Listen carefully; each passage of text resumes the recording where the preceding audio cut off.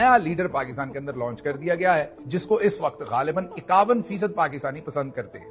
جی ہاں، وہ 51% لیڈر جو ہے وہ کوئی اور نہیں ہے، نیتن یاہو ہے۔ یہ نیا عسکری قسم کا ایک سروے آیا ہے جس کو جیو ٹی وی نے بھی شاید رن کیا ہے، باقی سب نے بھی رن کیا ہے۔ اس سروے کے اندر یہ دکھایا گیا کہ عمران خان 85% کے اوپر اس وقت موسٹ پاپولر عوامی لیڈر ہے۔ اس سروے کے اندر جو دوسری شخصیت بہت پاپولر دکھائی گئی وہ حیران کن ہے۔